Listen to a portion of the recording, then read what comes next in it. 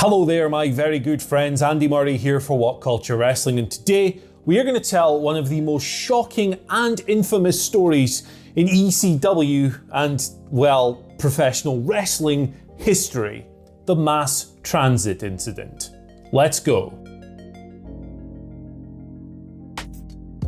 Let's begin by introducing the antagonist, New Jack. We are talking about a guy who was a lot of things, but primarily, and this is still true today, one of the most terrifying beings to ever step foot in a professional wrestling ring. He was perhaps the last guy in the entire sport that you'd want to be involved in some kind of disagreement with outside the ring or inside the ring.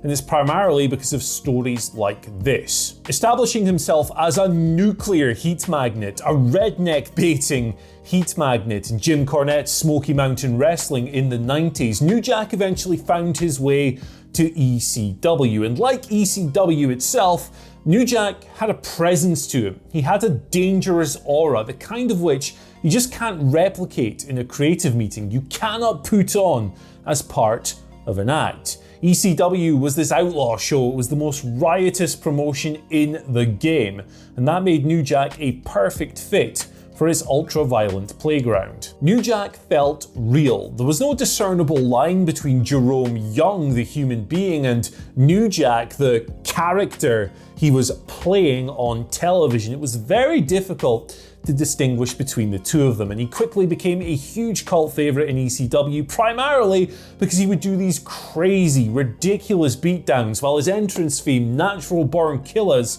played out over the PA system. It was a spectacle. But the thing with New Jack was that there was always a chance that things were going to go too far. This was particularly true when you put him in an environment like ECW, which already had a reputation for pushing the envelope right to the brink.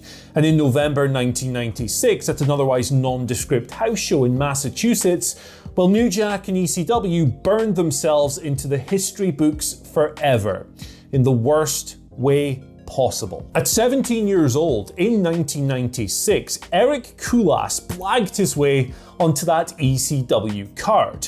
How did he do that? The guy was technically a minor and he had no in-ring experience. The short answer is, as was later testified in court, Koulas lied. He told Paul Heyman that he wasn't 17 years old, but 21 years old. And on top of that, he claimed he'd been trained by the legendary Killer Kowalski. So you have this untrained rookie who Paul Heyman thinks is a Killer Kowalski trainee, and Axel Rotten pulls off the card. He's supposed to be involved in a tag match teaming with Devon Dudley against the Gangsters, New Jack and Mustafa Saeed. When Axel Rotten gets removed from the card, Eric Koulas, who wrestled as Mass Transit, comes in. So this is already a really dicey situation. You've got a 17-year-old untrained guy in the ring with New Jack of all people, and Paul Heyman tells New Jack, you can do whatever you want out there.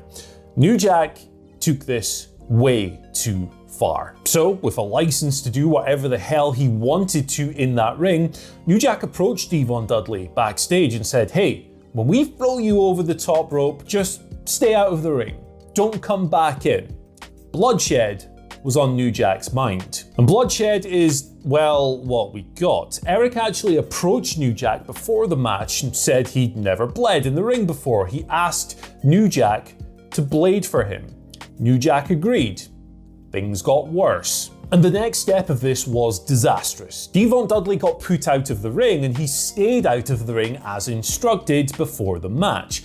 And the Gangsters put an almighty beatdown on Koulas here. They destroyed him with weapon shot after weapon shot after weapon shot, until New Jack procured a surgical scalpel and started digging in to Koulas's head. But this was no simple blading. New Jack cut way too deep, and with blood pouring from the wound on his forehead, Koulas, screaming in pain, passed out. It was a grisly scene, and we later found out that Koulas had actually had 2 arteries severed, so deep was the cut, and it was made worse by the aftermath, as Saeed and New Jack continued wailing on this poor kid until eventually medics came and cleared the scene. So they got Koulas the hell out of there. They needed to do that, but the guy was still healing it up as he was being carted out, swearing at the audience, and as far as New Jack goes, well, he grabbed a house microphone and screamed out in a statement that may as well have been real, "I don't care if the motherfucker dies." And tragically, less than 6 years later, Kulas did die. This was due to complications stemming from a gastric bypass surgery that in turn stemmed from his weight problems. And New Jack's response to it was, and again, these are his words, "I hope he rots in motherfucking hell." This lack of sympathy has stayed with Jack throughout the years. Vice produced an episode of Dark Side of the Ring on his career, and as you can imagine, the mass transit incident was one of the hot button topics. When he was interviewed for this, when he was doing his little talking head spot, Jack said, well, it wasn't my fault. He doubled down pretty much on everything, and he revealed that he told Paul Heyman at the time, this is something that we're going to be talking about for 10 years. Well, it's been 25 years now.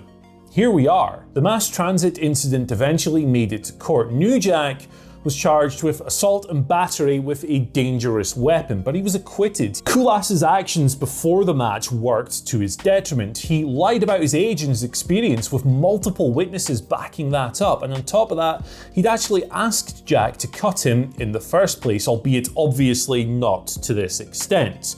And as for New Jack, well, he has a track record of these things. This is a guy who has admitted to trying to kill Vic Grimes by throwing him off a scaffold during their scaffold match. It's also the same guy who obliterated the 69-year-old Gypsy Joe in the ring in 2003, and in 2004, the year later, independent wrestler William Jason Lane was stabbed 16 times by New Jack during a match. Legitimately, New Jack is a scary guy. But how did ECW come out of this whole thing? This was, after all, something that went down under their roof. And yeah, New Jack had been acquitted, but it didn't look good for their business. The reputation that stemmed from this kind of followed them around for the rest of their existence. But did it have an overly detrimental impact on their business? Well, it did lead to their pay-per-view provider pulling the plug on what was supposed to be their first ever pay-per-view. Barely Legal, scrapped, cancelled. Not really, though, because Barely Legal still happened. It still went out as ECW's first ever pay-per-view just 4 months later. So all in all, we have this brutal, horrible, ugly situation, the full truth of which didn't come out until we hit the courtroom. And speaking to RF Video in a shoot interview years later, New Jack said that he told Kulas when he mentioned blading, when he suggested getting cut, "This isn't a good idea." It turns out that this was the only thing New Jack got right about the whole situation. Ultimately, years later, Eric Kulas's story ended in tragedy, and the mass transit incident effectively killed his pro wrestling career before it ever truly got started. Caught up in a complex web of lies, life-threatening danger, and grisly, bloody violence, he was perhaps lucky not to have lost his life there and then in the ECW ring. And that, my friends, is the true story behind ECW's mass transit incident. But as always, I want to know what you guys think. Let us know down in the comments section below, type out your thoughts and share them with us. After that, you can like, share, subscribe, and ring the bell for notifications, and then you can follow us on Twitter at WhatCultureWWE and myself, where you can tell me how wrong I am at Andy H. Murray. Goodbye.